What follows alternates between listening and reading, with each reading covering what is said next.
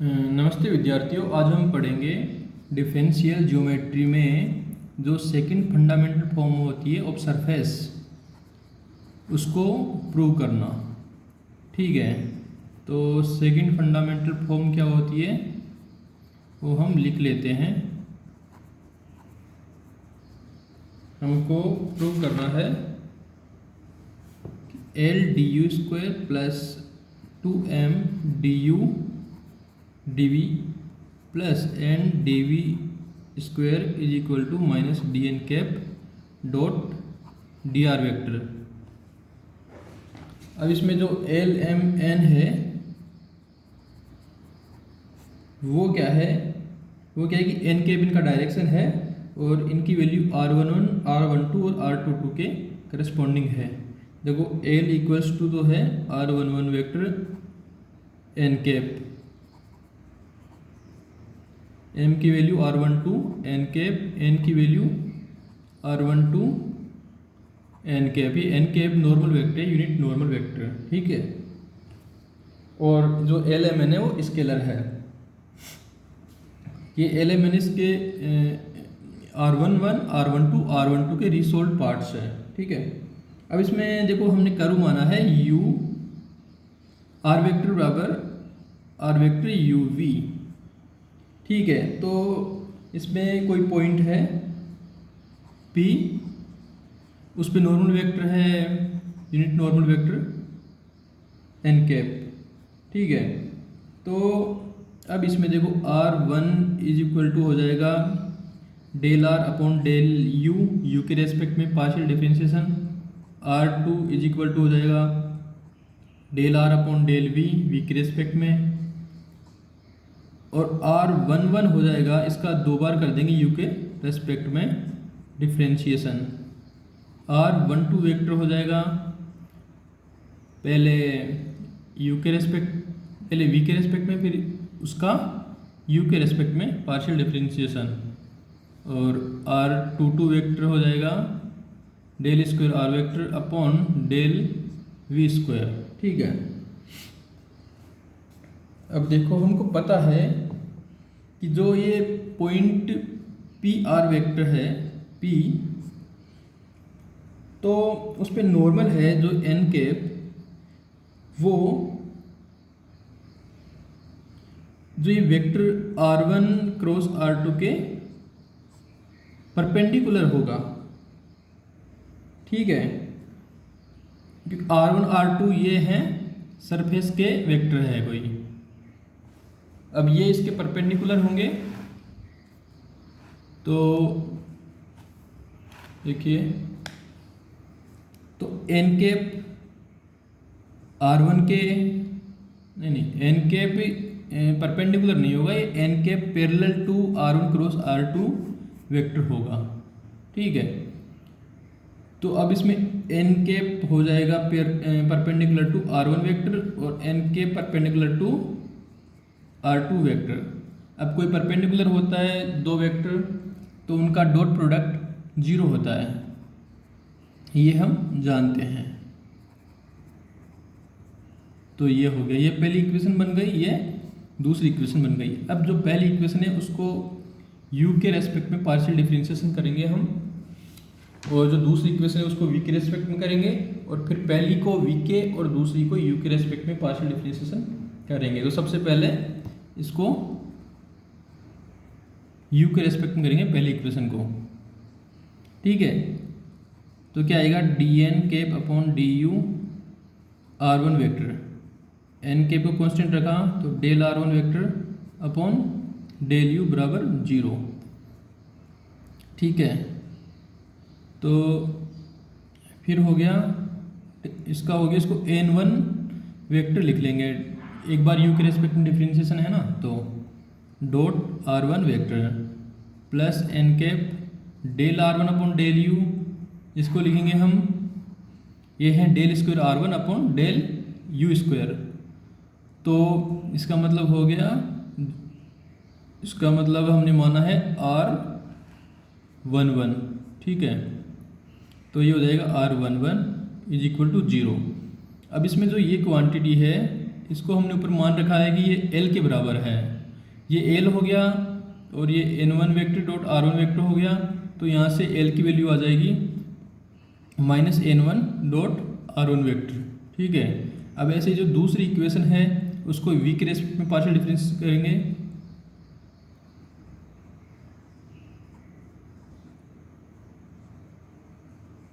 तो क्या आएगा, देखो आएगा ये del N cap upon del V dot r2 vector plus N vector dot del r2 upon del V is equal to 0।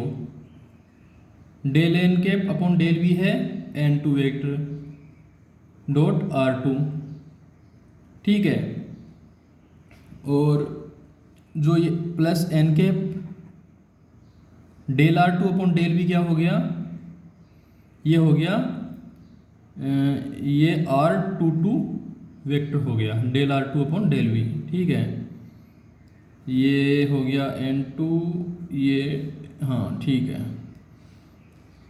तो अब इसमें क्या होगा कि ये जो n बराबर 0, अब जो n डॉट r22 है इसका मतलब माना है हमने m। ठीक है, m नहीं n माना है, तो यहाँ से n के बराबर हो जाएगा minus n2 vector dot r2 vector. ठीक है, अब जो पहली इक्वेशन है वो उसको v के रेस्पेक्ट में और दूसरी को u के रेस्पेक्ट में करेंगे, है ना। तो with respect to v of equation first, तो क्या आएगा del N cap upon del V dot r1 vector plus N cap dot del r1 upon del V is equal to 0। तो ये हो जाएगा n2 vector dot r1 vector plus N cap dot del r1 upon del V, इसका मतलब हो जाएगा ये हो जाएगा r12 वेक्टर। ठीक है, बराबर 0। अब ये n डॉट r12 का मतलब हो जाएगा m, जो कि हमने ऊपर माना है। तो m इज इक्वल टू हो जाएगा माइनस n2 डॉट r1। अब जो दूसरी इक्वेशन है n cap dot r2 vector बराबर 0, इसका फिर u के रेस्पेक्ट में करेंगे with respect to u of equation second. तो क्या आएगा del N cap upon del u dot r2 vector plus N cap dot del r2 upon del u बराबर 0। तो क्या आ जाएगा n1 dot r2 vector plus N cap dot ये r21 vector बराबर 0। अब r12 हो चाहे r21 हो, उसका मतलब क्या है, हमने माना है m माना है, एन कैप से डॉट प्रोडक्ट है तो। ठीक है, तो m की दूसरी वैल्यू आ जाएगी इसमें minus n1 vector dot r1 vector. ठीक है, एल एम एन की वैल्यू आ गई है। ठीक है, उसके बाद में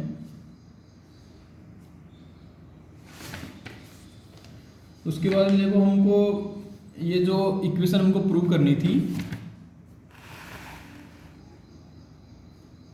ये वाली, तो इसमें जो एक तो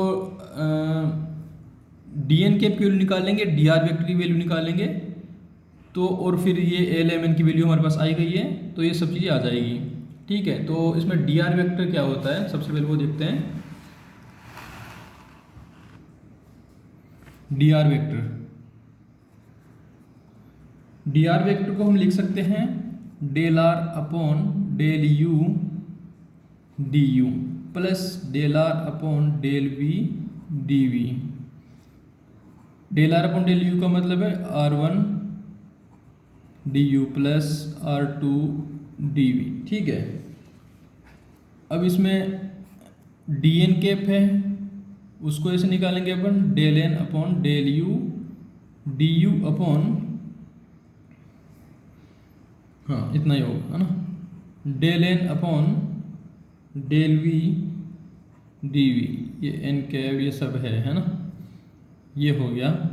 इसका मतलब हो गया n1 vector dot D U plus n2 vector dot D V. ठीक है।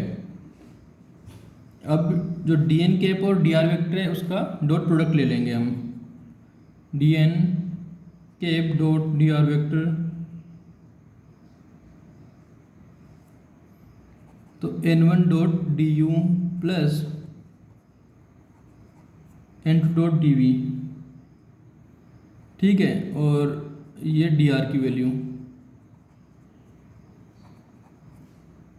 इसको क्रॉस मल्टीप्लाई कर जो डॉट प्रोडक्ट है वो करेंगे हम, तो n1 डॉट r1 ये डी यू स्क्वायर प्लस ये n1 r2 D U D we और n2 r1 D U D we, तो ये हो जाएगा n1 dot r2 plus n2 dot r1 D U D V, ठीक है। और n2 r2, तो n2 r2 D V square. अब इसमें n1 डॉट r1 का मतलब हमने पता लगाया कि ये माइनस एल होता है, ठीक है। देखिए ये L equal to minus n1 dot r1, तो n1 r1 का हो जाएगा माइनस एल।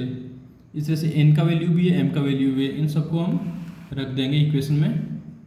तो देखो minus L D U square, ये और ये m की वैल्यू है, तो ये हो जाएगा minus 2m D U D V plus n, ये माइनस हो जाएगा, ये भी n डी वी स्क्वायर बराबर D N cap dot D R vector. अब इसमें माइनस को उधर ले जाएंगे, L D U square plus 2m D U D V plus n D V square is equal to minus D N cap dot D R vector. यही हमको prove करना था, ठीक है।